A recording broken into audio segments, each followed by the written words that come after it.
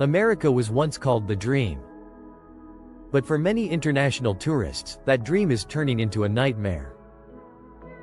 Almost everything now comes with extra costs. Want to fly to America? Pay extra. Want to stay in a hotel? Get ready for the resort fee. Want to go through customs? Prepare yourself. Even a simple smile at the border feels like it can be checked. It sounds strange, but international visitor spending in the US has dropped by 7% this year. Canadian, European, and Mexican tourists are choosing to go somewhere else. From Berlin to Toronto, from Monterrey to Paris, people say the same thing. America is no longer worth it. In this video, I will explain 7 reasons why travel to the US has become a warning story for the world. From hidden fees to tough border rules to political messages, the truth is clear. And remember, this video is for commentary and analysis only. It does not represent the official views of any government or organization. Let's start. Traveling to the US is no longer a vacation. It feels like taking out a short-term loan. A round-trip ticket from Toronto to Florida, which used to be cheap, now costs as much as a flat-screen TV. And that's only the flight. This is called sticker shock, the feeling of being shocked by high prices. A report by the World Travel and Tourism Council says visitor spending in the US in 2025 will fall by about 7%. That is around $2.5 billion. What does that mean in real life? It means Americans could lose over 100,000 jobs in the service industry. From bartenders in Las Vegas to tour guides in New York. Canadian bookings to the US have already dropped by more than 35% in just a few months. Why is a US trip so expensive? Because everything adds up. Plane tickets plus baggage fees. Hotel rooms plus resort fees, even at highway motels.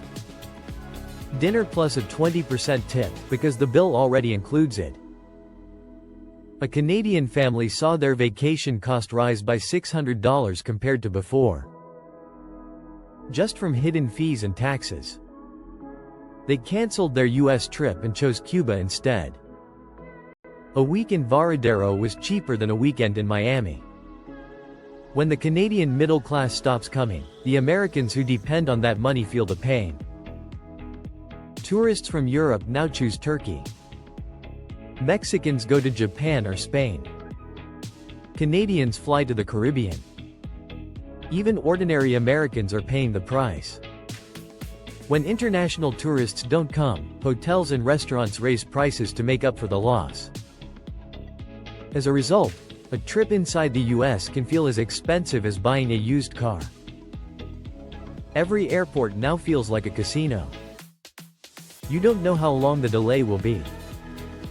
You don't know how much your suitcase will cost. You don't know if your sandwich will still have meat inside. The American eagle, once strong and proud, now looks tired, counting every penny for fuel. So when Canadians, Europeans, and Mexicans say the US is too expensive, they are not exaggerating. They are saying what many of us already feel. And price is only the beginning. The bigger problem starts at the US border. A friend once joked that going to America is like joining a game show. You walk through customs, answer questions, and hope you get it right. The prize is a passport stamp. If you lose, you could wait hours or even days in a holding room. Many travelers say entering the US feels like an interrogation. Phones, laptops, and social media accounts are checked. European tourists who have visited Cuba lose their ESTA eligibility and must apply for a full visa. Even people with proper documents are sometimes stopped as if it were a lottery. One example is a 25-year-old man from Germany. He went to Mexico for vacation with his American girlfriend and then tried to visit her in the US instead. He was detained for 16 days before being sent back. Instead of a romantic trip to Times Square, he sat behind bars. Immigration policies are now so strict that they prioritize security over tourism. Of course, security is important. But when the rules turn border crossings into a maze, who would want to enter? It's not just Europeans. Mexicans, who often cross the border to visit family or shop, are also tired of long waits and tough questions. A Canadian father who used to take his son to Buffalo for baseball now just turns on the TV. A European mother wants to visit her child studying in New York but worries about being held up because of past travel. Family trips, which should connect people, now feel like a gamble. And this is not just about foreigners. Ordinary Americans also lose when friends, partners, and relatives hesitate to visit. That means fewer handshakes, fewer dinners together, and less money flowing into local businesses. Visiting your girlfriend and being questioned like a criminal is not the welcome anyone wants. But this border problem is only part of the story. The bigger storm comes from politics. Vacations are meant for relaxation, not politics. But in America, politics follows you everywhere. A single statement from Washington can upset entire groups of visitors. For example, when Americans joke that Canada could be the 51st state, many Canadians feel insulted. The result is fewer Canadian trips to the US and billions of dollars lost. Europeans also listen and read. In the age of social media, a political comment can reach Berlin, Paris, or Madrid faster than any tourism campaign. One Canadian woman living in Germany, whose daughter studied in the US, stopped visiting for 4 years because she felt disrespected. Every cancelled ticket sends a clear message. We don't feel welcome. The impact is easy to see. A Canadian family that wanted to drive along the California coast instead chose Italy. A group of German friends who planned to shop in New York went to Tokyo instead. For them, it's not just about cost. It's about respect.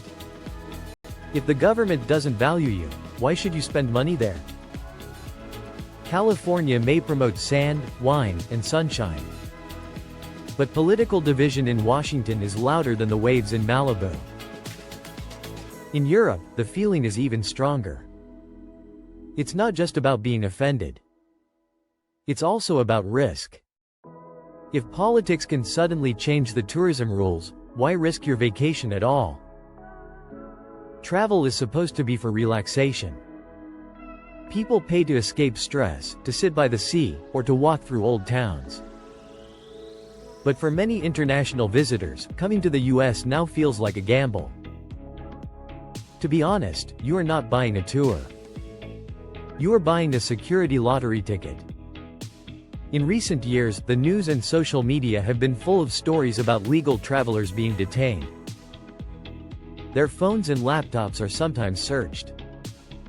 Some people say they were questioned for hours just because they visited another country. Yes, security is important. But very few people want to feel like a suspect during their vacation. The result is simple.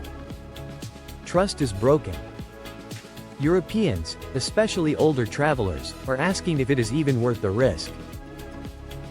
Instead of booking tickets to New York, they now choose Lisbon or Barcelona. A middle-aged couple in the UK wanted to celebrate their wedding anniversary in the US, but after reading a travel warning from their government, they changed their tickets to Portugal. Why? Because there they know they will be greeted with a smile, not a long list of questions. The impact is not only fewer visitors. It is also broken family connections. A German grandmother wanted to visit her grandchild studying in California. Her friends advised her, go to Spain instead, it will be easier. So instead of family memories in America, she had a safer vacation somewhere else. These are the hugs and meetings that were lost because of security concerns. The irony is that the US still promotes itself as the land of friendly skies. But to many tourists, it feels like hostile skies. Instead of the story of the Statue of Liberty, they hear stories of being jailed for 10 days. Instead of thinking about Broadway, they think about airport security checks. Here is the paradox. America spends millions of dollars promoting tourism. But just a few bad stories online can cancel thousands of tickets. The feeling of safety cannot be seen, but once it is gone, it is more costly than any fee.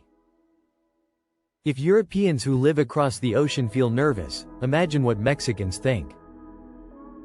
They live right at the border. And they are also facing another problem. The wall of visa fees. Imagine you live in Monterrey, just a few hours drive from Texas. Your family used to cross the border on weekends. You bought clothes at the outlets. You had a barbecue meal. You filled Costco carts. It was not just shopping. It was a family tradition and a cultural bridge. But starting this October, each trip will cost an extra $50 just for a visa application. Not for a week of luxury vacation. Just to cross the border. For a working-class Mexican family, that amount could equal a month of basic expenses. So a weekend habit has now become a luxury. This is called the visa wall. We all heard about the brick and stone wall that was never finished. But maybe the real wall is made of paperwork and fees. Instead of cement and steel, it is stamps and price lists. The effect is clear. Many Mexican families have stopped shopping in the US, they now go to local malls or fly to Europe instead. Border towns in the US feel the loss. A shoe store in Laredo that sold most of its products to Mexican customers now has fewer sales. Small restaurants that used to be full on weekends now have empty tables. For Mexicans, this is not only about money. It is also about feeling unwelcome. And for ordinary Americans at the border, it is not a big political issue. It is a slow dinner service. It is a shift without tips. It is a drop in monthly income. The strange part is that while America promotes tourism with the slogan, "Welcome," the real message at the border is, "Welcome, if you pay $50 more." It is like a restaurant that gives you a menu and then charges extra just for seating. And here is the truth. It is not only Mexican tourists who suffer. As fewer visitors come, US jobs also disappear. Mexicans are being stopped. But we Americans are also paying the price. This is the bigger picture. American tourism is no longer just a story of people leaving. It is a story of what we are losing. For every international guest who stays away, there is an empty restaurant table. An empty hotel bed. A server without tips. It sounds small. But when millions of trips are canceled, it becomes a storm in the service industry. According to the World Travel and Tourism Council, the US could lose over $12 billion in international spending this year alone. For us, this is not just numbers on a page. It is rent money. It is grocery money. It is electricity bills for hundreds of thousands of workers. Cities like Vegas, Miami, New York, and Los Angeles feel the pain first. Let's take one example. A tour guide in New York used to take European visitors around Manhattan. Each tour gave him an extra $50 to $70 in tips. Now European customers have dropped by half. His tip income is down by 40%. He said, half-jokingly, "I'm living on filtered water and hope." And his story is repeated across the country. Bartenders. Hotel workers. Uber drivers. They all depend on international visitors. The problem is simple. When Canadian, European, and Mexican tourists stay away, hotels earn less. Planes fly with empty seats. Restaurants have no customers. And instead of fixing the problem, the system raises fees to make up the loss. This makes the cycle worse. The higher the price, the fewer the visitors. The fewer the visitors, the more jobs at risk. The slogan says, "America first." But in tourism, it feels more like, "America thirst," thirsty for tourists. Thirsty for tips. Thirsty for money from outside. When international visitors disappear, city budgets shrink. Tourism revenue falls. Local services are cut. Prices rise even for Americans. So it is not only about foreigners avoiding America. It is also about Americans losing jobs. This is how one domino falls and the whole chain collapses. That leads to the biggest question. Why is the world turning away from American tourism? America has always been proud to be a dream destination. But now, we want to lead the world while the world no longer wants to visit. According to the World Travel and Tourism Council, out of 184 countries surveyed, the US is the only one expected to lose international visitors in 2025. The world is opening its doors. America is closing its own. Why is that? Because we created a self-destruct formula. First, there are 3 layers of fees. Expensive airfare. Resort fees. Mandatory tipping. Then there are 3 political layers. Controversial statements. Strict immigration policies. Tweets that spread faster than travel ads. Finally, there are 3 emotional layers. Anxiety. Insecurity. And the feeling of not being welcome. When all of these come together, tourists choose to go somewhere else. And we lose. We lose jobs. We lose income. We lose chances to connect with the world. Take Buffalo, New York. This border town once lived on Canadian visitors. Outlet stores, restaurants, and stadiums were full of life. Now many shops are closing. Not because of a lack of products, but because of a lack of customers. Tourism used to be soft diplomacy. Visitors came, enjoyed American culture, and brought back good memories. Now tourism feels more like punishment. When tourists leave, it hurts more than the economy. It also damages America's image. Who wants to invest, study, or cooperate with a country that is hard to even visit? This is not just a tourism crisis. It is a warning about America's reputation. And the real victims are ordinary Americans. We are the ones paying the price. Imagine America as the world's biggest amusement park. The rides are still running. The music is still playing. But no one is buying tickets. The lights are on. The workers are ready. But the customers are gone. If this continues, the US could lose hundreds of thousands of tourism jobs by 2030. These are not just numbers. These are real people with bills to pay. Meanwhile, the world keeps traveling. But they are going to Italy, Thailand, and Japan instead of the US. The world is still moving. Only one thing is different. They are skipping America. And when international tourists leave, the costs of airports, hotels, and security still remain. Who pays? Americans. Flights inside the US get more expensive. Families going to Disney pay more. Domestic travelers cover the gap. This is the paradox. We may succeed in building barriers with fees and rules. But we fail in keeping America attractive. The stage is ready. The lights are on. But the audience is gone. So let me ask you. If one day your children or grandchildren choose to visit Canada, Mexico, or Thailand instead of the US, is that the future we want? Or is it time to change the way we welcome the world? America is still beautiful. We have landscapes, food, and amazing people. But the way we treat visitors is making them tired. And when they leave, it is us, ordinary Americans, who lose the most. So what do you think? Have you ever faced hidden fees, strict rules, or felt unsafe while traveling?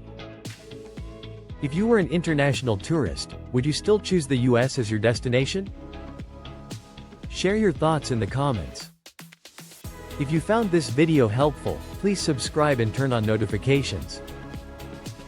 Each week we explore economic, political, and social topics together. Always with the goal of understanding where America is heading. See you in the next video.